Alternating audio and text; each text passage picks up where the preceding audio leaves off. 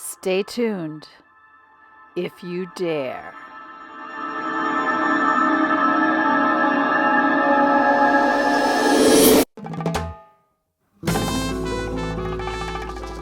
Today I am going to share with you my mother's recipe for the best pie crust. So late. It's so late. Okay, I wanted to show you some things I have gotten. I went to 2 different Goodwills yesterday. I've been watching Kim from the Wads, and it's like she gets the coolest stuff at Goodwill, and I'm like, I want to get cool stuff at the Goodwill. So I went to 2 different ones, and I found this. This is a cooker, a Pampered Chef. It's for the microwave. It was in the packaging still, and it was $2. We used to have one of these, and we've had 2 of them, and we love it. So I got that. And then on my normal crock pot, and I know I need to just label it again, but I scrubbed off the hot, warm, low by mistake. But my husband was like, we need a second crock pot. So they had, one of the ones I went to had like 5 crock pots. So I got this one. Hopefully it's a good one. I need to try it out. The only thing that was bad about it is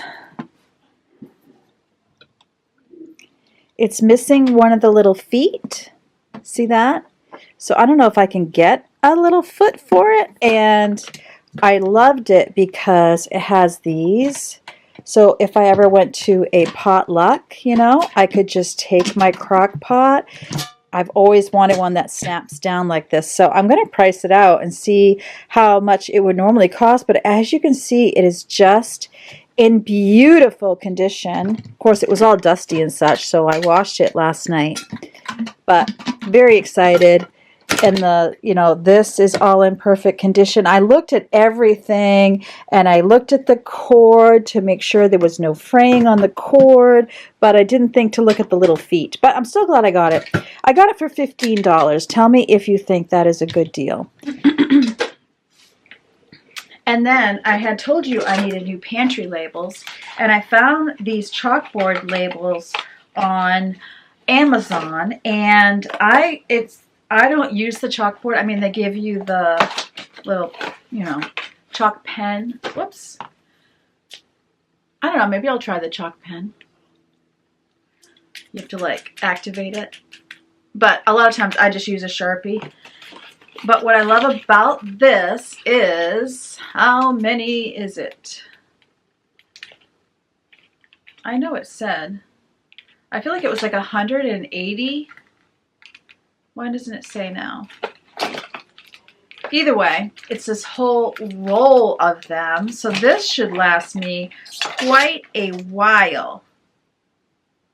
Yeah, you have to shake it, you do the pressing, and then it's like chalkboard paint. Okay, maybe I will use the pen. I don't know.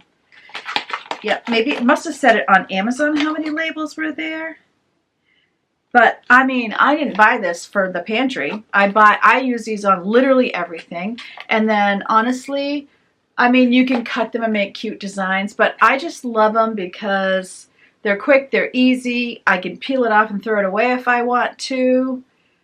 Because it says they're reusable.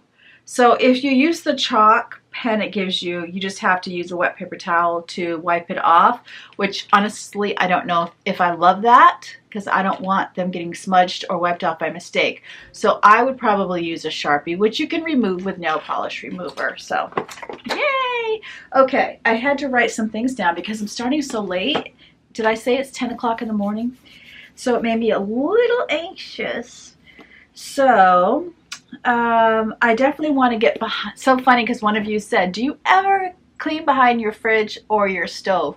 We just cleaned behind the stove like a week ago, and it's really because the cats were sniffing under the stove, like sniff, sniff, sniff at the bottom, which usually means a mouse. So my husband has pulled that thing out twice. But he said he didn't wipe the sides of the stove, and I doubt he wiped the sides of the cupboard. So it's so funny that one of you asked, do I ever do that? And I'm pulling that out today, pulling out the refrigerator today. I'm definitely cleaning the kitchen window today. We'll see. I really do want to just give the spring cleaning like about an hour a day. I just have a lot to do today. I want to get to Sherwin-Williams and get the trim paint because I also want to touch up the kitchen window, which is that color.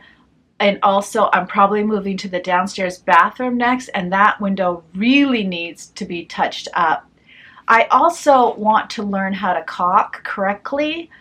So I might watch a video on that and to know when to caulk something and when to use the DAP. So obviously I know when I cover nails I'm using DAP, but like, you know, where the window trim comes together, it like cracks over time, you know, the gap widens from the house settling. So I don't know, do I use caulk on that or do I use DAP on that? Does it really matter? Maybe it doesn't matter. And can you paint over caulk? I think you can, I would assume, because what? I don't know though, people usually paint and then they use the caulk, right? So it feels like if I use the DAP, I can paint over it. So if I can use the DAP, I should. See, these are the questions of the ages because I know nothing about this stuff. But either way, I'm going to get going in the kitchen. I do need to empty out my sink. I have dishes in the sink. Yvonne did the dishes for me last night, which was beautiful because she was up late cooking. But, you know, we've all been up and I trashed the kitchen myself. So I'm going to get the basics done. And, oh, I need to get my laundry started. You know, I wish it was just spring cleaning. But that's not life, is it? So let's see what we can get done. Ha! I hope this motivates you. I hope it helps you to get done whatever you need to get done. I have my paint shirt on just in case I start painting. Here's what we got. Not too terribly much. I'm going to check the kitchen to see if there's any cloths there that need to be cleaned. Okay, what you doing? Filming. Okay, and here, guys, is where I'm taking my dirty towel to the side. And since I don't have a lot, I'm actually grabbing my daughter Ava's laundry. She has drama competition this weekend, so she's not going to be even home to do her laundry. I just got this. This is Life Wit, and I put these labels on. These were Temu labels I got. I'm sure you can get them lots of places. You put the label on the little clip. So dirty and clean. So I said to her, instead of throwing your clothes on the floor, just throw them in here. The dirty on this side and the what you would wear again on this side. And then it'll keep your floor cleaner. So I have had LifeWit send me things free before. So that's how I knew I liked it. And I got it on Amazon. So you just pull that right out. You could use it for lights and darks if you wanted. But I'm going to get one for Yvonne too.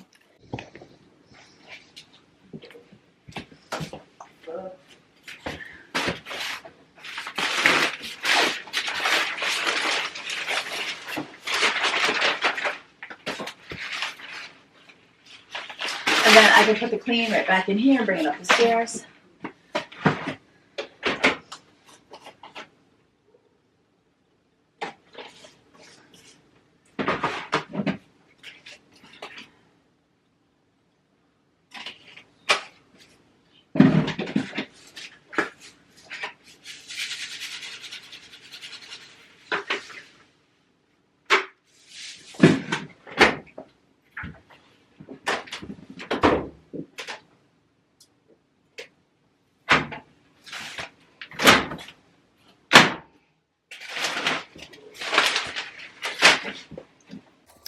Dirty dishes in the sink meant I really needed to clean this out because I didn't want dishes in my way if I was having to drain water. I don't know what kind of messes I'm going to find behind the stove and behind the refrigerator. So I thought I'm going to be so much happier if I just take the 5 to 10 minutes it takes and get the dishes completely out of the sink. So this is exactly what I did. You know, I don't know how much I'm going to get done today, but I know I really want to get behind that stove and behind that refrigerator. And then if I can get that done, I'm just going to be so much happier. And I will be content to save the rest for another day. So I don't even try to not only spring clean my house all in one day, I don't even try to spring clean one room in one day because I know if I want to do a really good job, I just need to give myself some space and some grace to get it done step by step. And then it's going to be so much higher quality.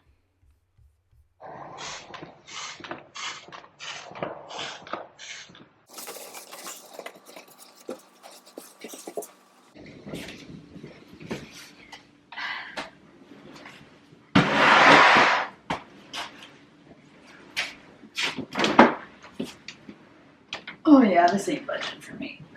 Are you on a call? Are you on a call? Okay. When you're done, I need you to pull out the fridge.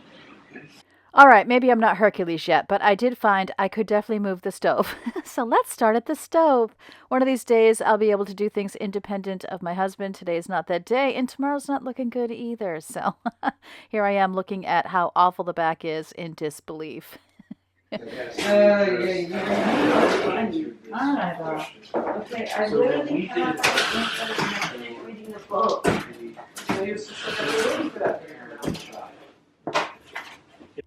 Leo immediately had to go behind the stove. Yvonne had to come over and check it out. That's Rachel on my right. She's just trying to get her breakfast. But I had to show you Yvonne coming over so that you could get a load of these slippers. Seriously, though, how cute are those? Look at how disturbing. I could not agree more to Yvonne's assessment. It's pretty gross. It's really, mostly for me, it's the food that drips down the side of the countertops and down the side of the stove. And Leo is definitely on the job. All the pigs. That's right, man. It's a murder scene. Oh, look at this. What do you think? What should be our approach, Agent Leo?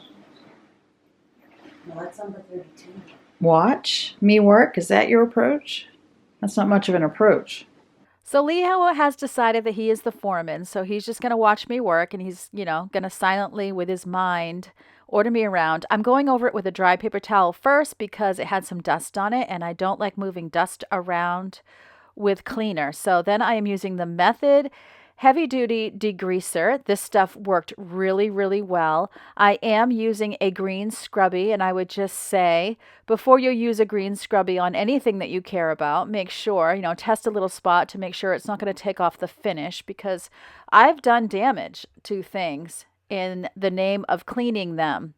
When I get in the zone, all I care about is that dirt is gone, and sometimes I don't even notice what I have done. The other thing I will say, the degreaser is really good, but sometimes you need another cleaner to come behind it and get rid of the degreaser. So I think decide when I'm all done, it's clean. It looks, you can see the streaks of the degreaser, but I actually think it was because it was wet and not necessarily because there was degreaser left over. But it did clean the side of this stove really well, really quickly. It took a lot less effort than I thought it would. So I'm using the green scrubby, and then I'm coming behind with a paper towel. If I were to choose to use cloths, I would have needed 20 cloths this day. So much better. Like new again. That side went so well, I'm going over the other side exactly the same way, with the paper towel first, and then I'm going to go in with the degreaser and get it all scrubbed down. I'm trying to get into the crevices because dust and debris, food bits get in those cracks and crevices, and so I'm just getting in there as well as I can. The other thing I was going to do that I completely forgot to do was I wanted to take the door off of the oven and take it apart and get inside that door. So that will be something I think I'm going to try another day. I have two doors because it is a double oven. So I think that would be something I would definitely do when my husband is not working, because I really wouldn't dare take an oven door apart myself. If for no other reason that I want us both to be involved. In case it goes badly, we're both to blame. Not that he would blame me, because he's not like that, but I would just feel bad. Whereas if we're partners in crime, my guilt level goes way, way down. Also, there's enough people in my home. There is never a good time to work on the kitchen, man. Unless I were to start at like 6 o'clock in the morning, which this day I was planning to start at like 8, which would have given me a good hour, hour and a half with no people in the kitchen, but I decided to relax for the morning, and so I didn't get started till 10 o'clock, and that's when I was doing the laundry and, dishes. So we're definitely in the busy time of the day here in the kitchen. So the degreaser works so well on the side of the stove. I decided to keep on going with it. My countertop is solid surface, is what it's called. It is actually plastic. I got it because I love the little silver flecks in it. It reminded me of mica and schist outside in rocks. And it also reminded me a little bit of the recycled glass, which is what I really wanted, but that's like the most expensive countertop you can get. The cabinetry is cheap, thin layer of lacquer over it, which I confirmed because I went to Sherwin-Williams to try to match the paint, and they said, we can't really match paint to lacquer. They said, the bad news is if you want to touch it up, you really need to paint over the whole thing. I am not willing to do that. Originally, I got into Lowe's and tried to get, because they had given me a little bottle of touch up. And so I went in there to try to get that bottle because I lost it. And they said because I had bought them 2 years ago, they didn't have it on record anymore. They don't keep their records of what I purchased that long, which I didn't know. So I came home, looked through my files, and I found what cabinetry I bought. So I'm going to try a second time at Lowe's to see if I can get one of those little bottles of touch-up paint. I tried the pens that you use, and it just didn't stay any longer than the lacquer stays. Ugh, I did not buy expensive cabinets. This just gives you an idea of the level of muck that we are cleaning up right now. And talk about satisfying. Is there any more satisfying clean? Because it actually was coming up and it was getting clean. Because a lot of times you'll clean something like this and it's just not even successful and it doesn't look any better. And that is super duper discouraging. So I'm not done yet, but Leo decided he needed to come and inspect my work. You see his tail swooping back and forth. That means he is highly engaged. One of the reasons he's back there is he and our other cat, Woozy, have been telling us for a few days now that we have a mouse, and they have spent a good deal of attention on the stove area as well as the refrigerator area, just their noses under there. Leo's tried to put his paw under the stove. We've pulled it out a few times and not seen anything, but he is determined.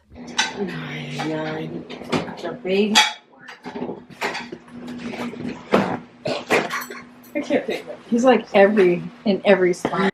Leo came in and gave his assessment, and then he came out to give me some room to work.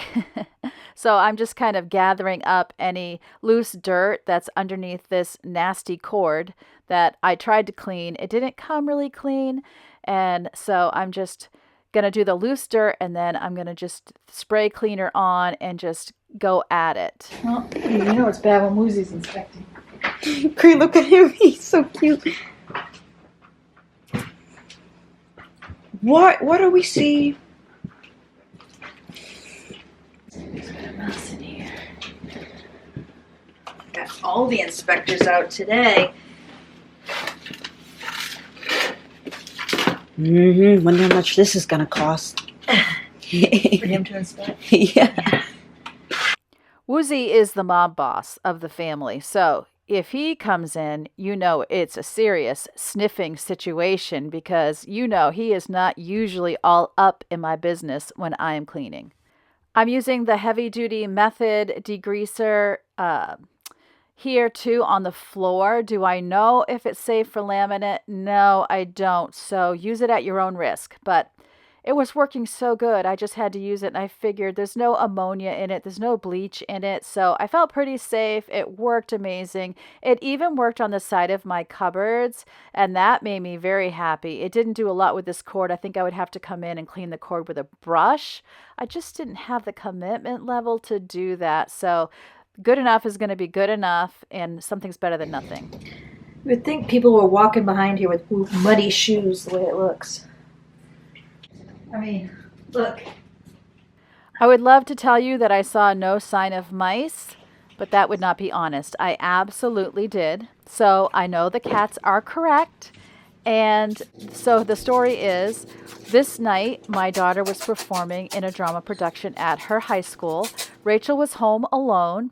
We were all at the school, and we were ready to go home, and I get a call from Rachel, and she told me that Woozy had a mouse in the basement, and she didn't know what to do.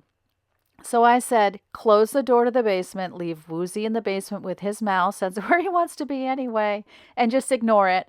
And when we get home, we'll deal with it. And the cool thing is, my younger definitely Creasy and Yvonne, and I think maybe even Ava too. Oh, and Fran would have been all over it if he was home. But they do not mind catching the mouse from the cat. Now, the problem, if you do not have cats, if you've never had cats, the problem is cats don't really intend to kill mice. Cats are playing with mice. So Woozy is he's just the goat when it comes to mouse catching. He is such a great mouser. But the problem is, you got to get the mouse away from him because he holds it in his mouth, he lets it go, chases it again, holds it in his mouth, lets it go, chases it again, and we go on and on until he loses the mouse, and then he's super upset. So the girls, when we got home, Crecia and Yvonne went straight to the basement to get the mouse from Woozy. And what is Woozy doing? He's frantically looking around the basement and meowing relentlessly, crying for help. Please help me find this mouse. And by the way, I am now using the wall cleaner, Depp, that I love so much. So he spent a good another hour down there hunting for his mouse, and he couldn't find it. So now we still have a mouse at large in the house. I got to be honest with you. What we normally do is we catch the mouse from Woozy, usually in a bucket or a box. We bring it outside and we let it go. And I just pray that it doesn't run around to the back of the house and come in the same way it came in the first time. So look how beautiful this looks. I could do a little touch-up paint back here. I'm not too worried about it. Maybe I'll get to it someday. Maybe I won't. But I decided since I had the oven out of the way that I would clean this part of the wall too. We do use oil quite a bit in our cooking. We definitely use oil over butter. And it gets in the air, it gets on the wall, it gets on the cabinet. So I'm using the Zep on the wall. I'm also using a scrubby because I am not beyond painting this spot if need be. So I wasn't too worried about the paint. This is Sherwin-Williams eggshell paint, really good quality. And I am also using the degreaser, and I use some of the Zep on the cupboards on these sides because they do get, grease buildup on them. And so they were kind of yellowed. But I found the Zep worked better than the degreaser. So I am using it to get off any buildup of grease. I'm telling you, I got it on Amazon and it is an amazing cleaner. Also, one question that I have been asked by more than one person is, why do I not have the microwave up over the stove, or would I like to have the microwave up over the stove? The answer is definitely yes. And we had looked at that when we bought our most recent microwave. The problem we ran into is because I have a soffit up above the cabinets. You can see that soffit where I have the can lights in. That is preventing me from having the microwave. I would have to remove the cabinet that is over the stove, which I suppose that's possible. I actually never thought about that till this minute. Definitely am not removing the soffit because that is way too much work. I'd have to remove the whole soffit and it would affect what the ceiling looks like. So unless I was putting the cabinetry all the way to the ceiling, which would be new cabinets, which is definitely not happening, then I am not getting rid of that soffit. So I could not clear the stove to code. You'd have to be so many inches above the stove with the microwave. So we ended up deciding to stick with our on top of the countertop microwave. Oh, the cats are getting around. What's happening? They're like, I don't know, I'm just waiting for lunch. They are. Thankfully, we are allowed to have an island that moves in this kitchen, and this was a custom build by a friend of ours. It is solid wood. He came in, he measured, he made sure that I could open the dishwasher, I could open the refrigerator, I could open the stove, and he made this island to specifically fit this house, and it is just gorgeous. What do you think, Leo? How bad is it? Pretty bad.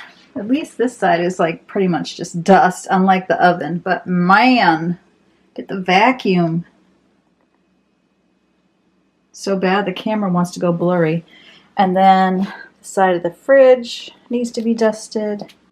This side, I'm going to find a way to get my arm in there. That needs to be dusted. Here's Leo's tail. I actually have a duster, you know, those feather dusters. And so that right side of the stove where I said I'd have to fit my arm in, I used the feather duster there, but there was no way to get a camera in there. So just know that that's what I did. And then I forgot to tilt the camera down right here. So you're going to see me in just a minute. I'm just gathering up all of the dirt. I ended up not bringing the vacuum in here. I just decided to sweep it up. I started with a broom. And then I just went to this little dust broom dustpan set that I got from Grove Collaborative, and I am just brushing the sides of the cabinetry. I also brushed the sides of the wall just to get rid of all of the dust on the wall, which there was plenty. This is one of the things that in the spring, it's time to get rid of all those dust kittens and all the cobwebs and everything. Interestingly, this one by the heater is clean, and that one is filthy.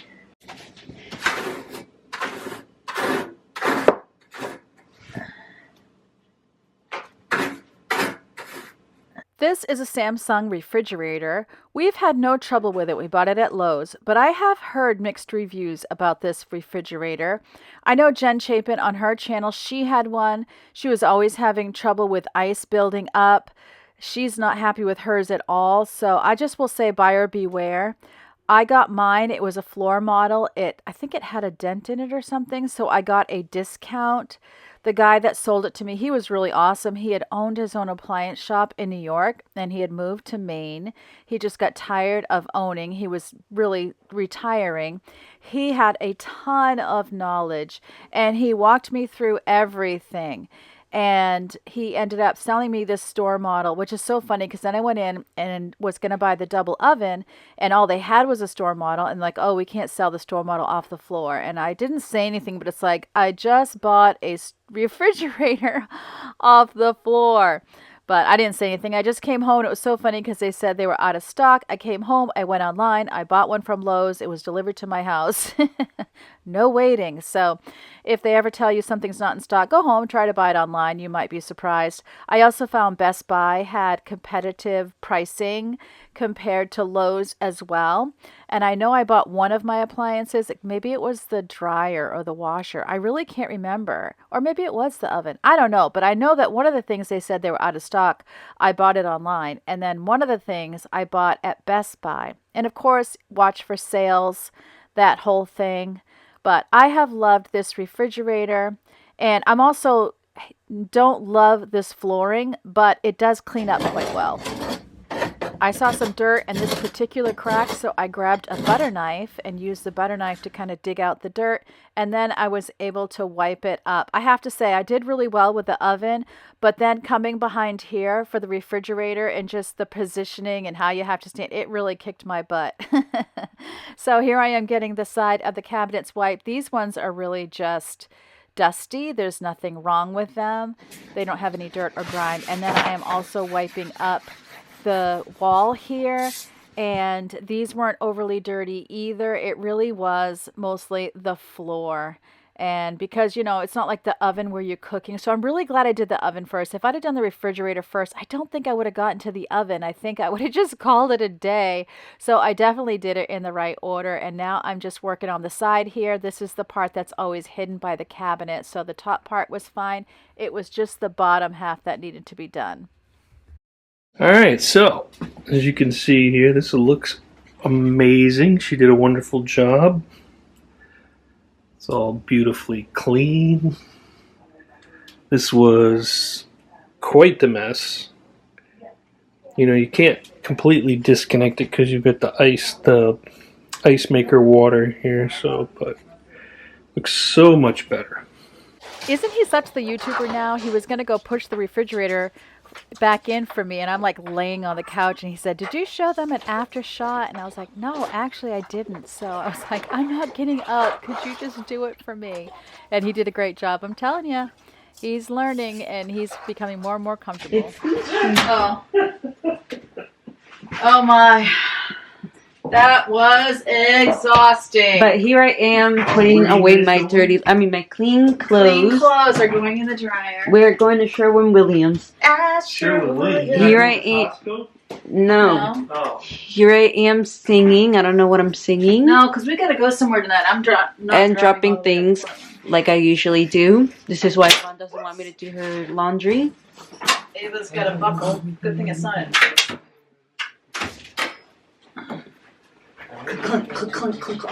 Oh, I'm glad I Here I am throwing things. That's gonna be annoying.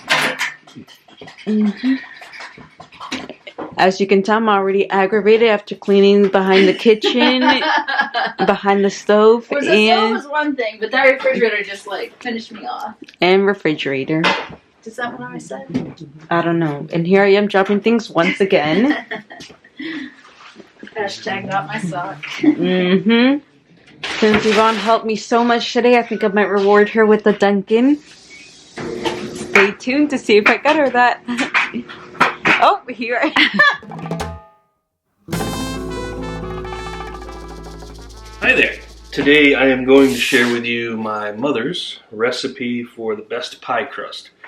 And I will get started, get to it. It's basically 2 cups of flour, 1 cup of shortening, and 1/2 cup of ice water. And I will say, again, ice water. That's crucial to have that water chilled when you put it together. Anyway, we'll get started here in just a second. I've got my flour. I have some Crisco, lard as it's in, and something to filter my flour. I had forgotten how good a homemade crust tastes because it has been so many years since I've actually used one. Even though we know how to make pie crust, I usually end up buying a made pie crust in the store, but I do think it's good for everybody to have a really good recipe for pie crust. This is definitely one. It's always easier to roll it out when it's chilled, which is what Robin's going to do. He's going to chill it before he rolls it out. And I just think this is a great way to use leftovers. So we had leftover chicken. You're going to see, he's going to show you the filling. And we had cooked up some potatoes, carrots, and peas. But, you know, if you had, say, a roaster chicken, which in our store this week is 99 cents a pound, you could roast the chicken. And then in the last video I did where I cooked, I showed you that all you got to do is put the bones in water and cover them. Put in vegetables like carrots, potatoes, any vegetables that you like the flavor of, onions, and let it boil for like 4 hours. If you'd like to thicken it with the potato, you can blend the potato, put it back in the broth to thicken it once you have strained out the bones. Also, if I was only using leg quarters, so I didn't get as much broth as you would from a whole chicken. So a whole chicken is going to give you a lot more broth. You know, fill that pan up with water and let it just boil. And then you'll get little bits of chicken as well. So I was using leftover chicken from that. And we were also using vegetables. We didn't have leftovers. But anytime, like if you think hamburger and gravy with vegetables, if you think steak, you know, leftover steak, or a pot roast my mother would do and make a beef pie, really anything, you know, obviously I'm going to thicken the gravy, thicken the juice. I could even use broth if I didn't have any leftover gravy. So what I did here was I used, you know, the chicken broth I had made and maybe a little extra chicken broth even. I can't quite remember. And what I did to thicken it was I pushed the vegetables and meat aside. I took 2 to 3 tablespoons of cornstarch, put it in cold water, whisked it up good and smooth. And then as I was pouring it in the broth, I was whisking until it was completely incorporated. And then you're letting it sit and simmer for a little bit to let it go ahead and thicken. And then it's just going to be beautiful and thick. So much easier than flour. All come together. And what I'm going to do now is just make a ball. And then I'm going to chill it.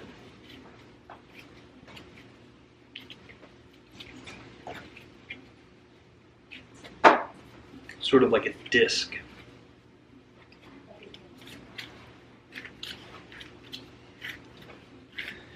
If you think it's not mixed together well or coming together well, then do that real quick. Just kind of fold it in on itself. We'll chill this for about 15 to 30 minutes and then we'll be ready to roll it out. Now you'll notice I didn't use all of the lard. I always think about the recipe and think, wow, that's an awful lot. So I always lay back a little bit on it. If I need to at some point, I might add some, but really I think it's a little bit much. So I usually use about somewhere between 3/4 of a cup rather than an entire cup of it. Part of it is the difference between how thin you're going to roll it out. I tend to make the crust that I do thinner. My mother was big on making it a little bit thicker in what she did, but she also only ever rolled it once. That's crucial too here. So once you get this together, you lay it out, she only rolls it once and that's it. And she saw that as the best way to get a crust that was flaky rather than one that had been pressed together too much and you didn't get the nice flaking in the crust. But we'll see how this goes. We'll show you the shots as we go along. I do have over here a filling for a chicken pot pie. So I'm not sure how much I'm going to get yet, so I'm going to try to at least do this. I may also get this filled up as well. We'll see how much we get out of this, but the first thing I'm going to do, this is chilled appropriately now, I'm going to take some of the flour and put it down so that I can go ahead and get ready to roll this. Best thing to do with the flour a lot of times is just put a bunch in the upper left corner or right corner, but dust the actual place that you're planning on rolling. So you want it dusted. Obviously you want some on your hand so that the crust doesn't necessarily stick to you. Just don't overdo it, you know. That's one thing. Also, when you have a rolling pin, there's two different kinds. This is one that I actually made. This is good for when you want to really press down on things, but sometimes it can be a little hard on the way you're doing with your hands or rolling with your. So obviously a traditional rolling pin is a good idea. It also gives you a lot more leverage with a bigger pin. That's a good one. So alright, I'm going to unwrap this thing, get it ready. Alright, so this is what the disc looks like. I am going to cut that in half. So as you often see, somebody will cut it in half. It's just a good way to get equal portions. A lot of people are very specific about weighing things out and getting the exact grams, and I'm not necessarily adverse to that. The big thing that my mother always told me was don't overwork pie crust. So you got to be careful not to like try to knead this like it's bread, and at the same time be able to get the shape that you want from it. So if I'm going to try to do enough of this to fill up these, I'm probably going to go ahead and cut this one in half again too. Now again, I mentioned this earlier, I actually like a thinner pie crust, but you want to roll it into a bowl a little bit just to get started, right? And then you lay it down. Okay, make sure you get flour on both sides of it. Like I said, you do that. Now this dough has an awful lot of the lard, or the if you used butter or if you used Crisco, however you're using that, the fat that you're putting into it. You want to realize that that's going to be part of what's sticky, but you don't want to overdo it and go too far with how sticky it is. So again, you want to lightly flour it, keep lightly flouring it. I'm going to stretch this out and see how far I can get with this. I'm noticing already that I probably will get what I need out of this. This will pretty well take care of this particular dish, this pie dish. So we'll go here and get that. Again, don't forget to put flour on your rolling pin. That's always helpful. And try to evenly press what you're doing. All right.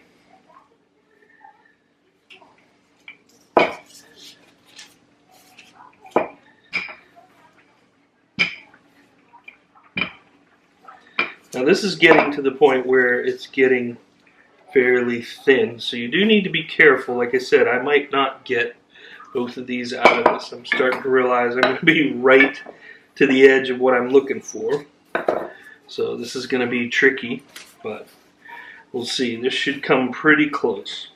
Also, you need to be able to feel the dough and tell where it's thick, and then continue to press on those thick areas to spin it out. Even as hard as you use this, it's always going to be maybe a little uneven sometimes, so just keep that in mind. We are really close to the length that we need for the bottom of this pan here.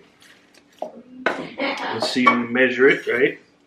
Oh yeah, we're really close there. So I'm going to take a little bit of this that's on the side. Right? I'm going to flour this a little bit more just to make sure I don't stick to this. Great thing about pie crust, it's very pliable. Right? Stuff is pretty close to putty in some ways. But alright, so we get that rolled over a little bit more. Dust this a little bit more. Get these last few stretches out of it. Okay. Now I'm going to go ahead and bring this over and put a little bit of flour into the dish itself. It will pick that up. Okay.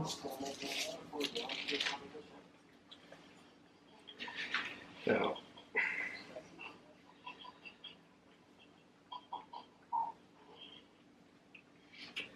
I'm just pressing a little bit in the middle to kind of bring it up to the edge.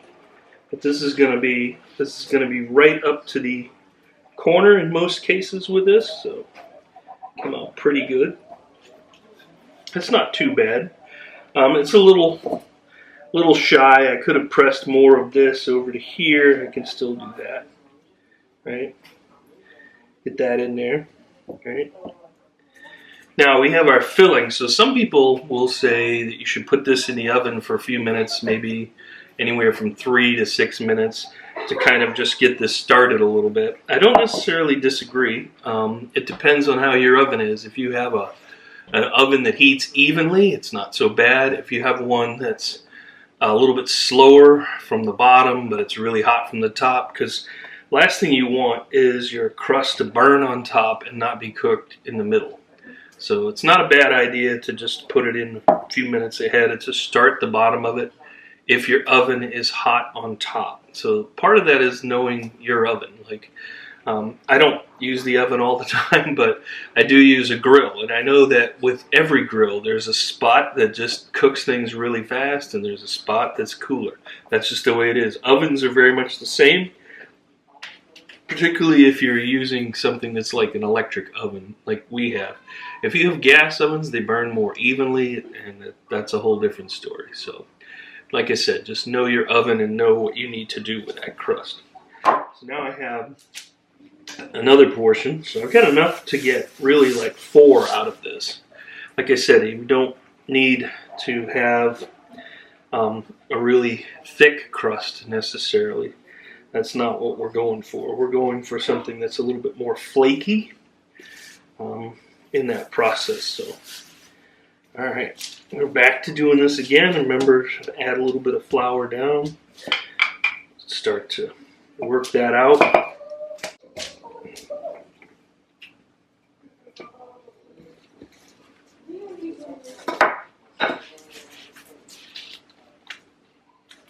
I got really thin on this side, which I didn't necessarily want to do. This one's still kind of thick, so see if I can flatten that out and get some more length here. But I am really close to the size of this now, as far as it fitting in. I don't want to go like over the edges. I want it to come inside, to sit on the edge of the crust that I already have. And then that way I can bring it together.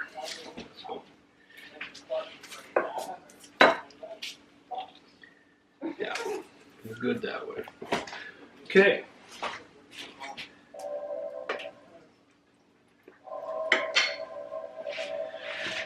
Hey, get.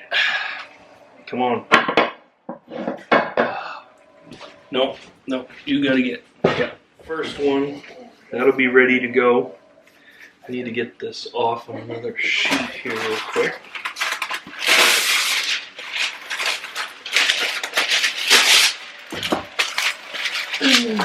Just take a little bit of flour down there.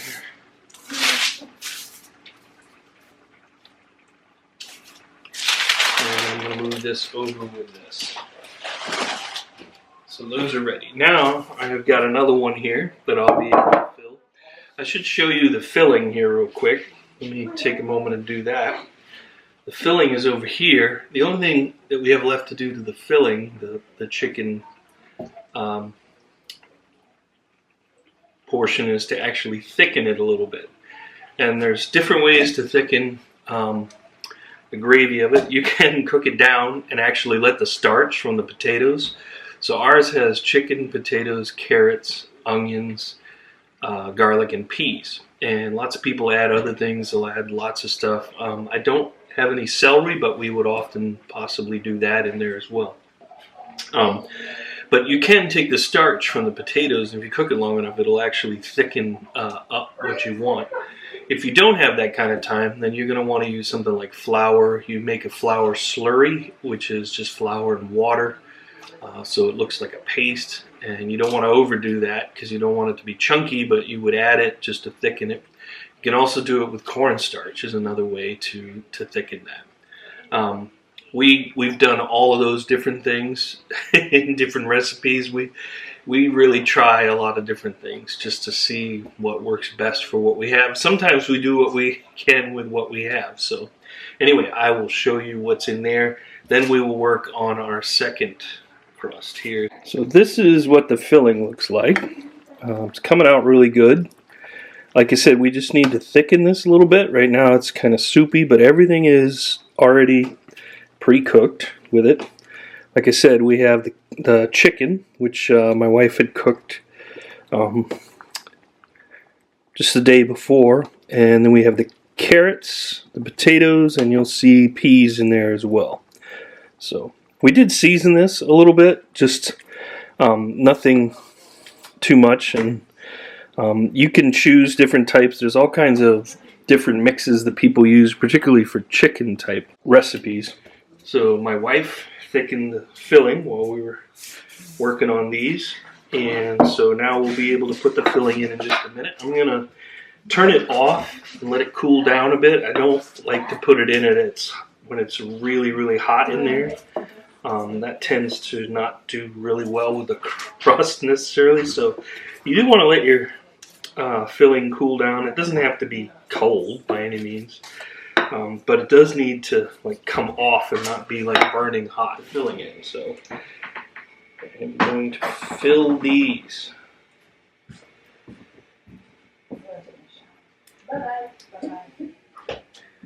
Whoop! Oh, that was not good. Did not do that quite right, did I? Get this up in the air. I'm not going to do that. Alright, so we have this crust here that will go over that. So I can lift it up. The other way, sometimes you can take the paper if you want, but then you get the flour all over the place. But I suppose that's not a bad thing, one way or the other. Right?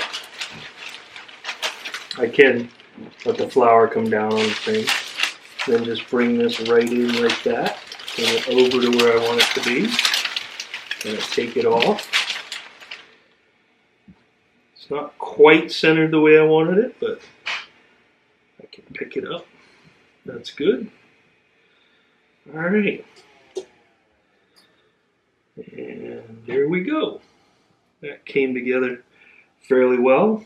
Now, I'm just going to kind of put the edges together with it. Like that. Typically what my mother always did was, just kind of a fork edge. I didn't want this way up or overfilled. That's one thing you've got to be concerned about when you do a chicken pie, is it running over the bubbles. And I'm not interested in cleaning the oven today, so that like that. And then a lot of times you can make a little bit of a design. I'll do that just across the top. That lets some of the steam out from the pie when it's bubbling. That'll also make a nice effect as you see the liquid come out of it.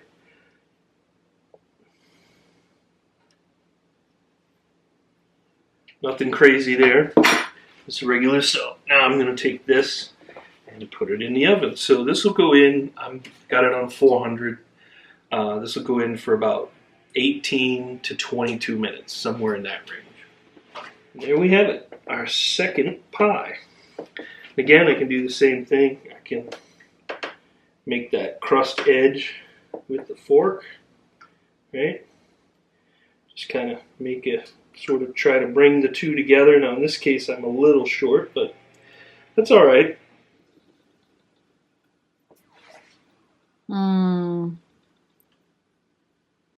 We always have to make a lot of this because we love it and it's super economical. And Leo, he is putting himself on the menu by laying on the hot mats and claiming them as his own. The finished product. Doesn't that look yummy? I'll link my address right down below. Follow for more videos. Remember, as always, that God loves you and I love you too. And I can't wait to see you next time, which hopefully will be tomorrow.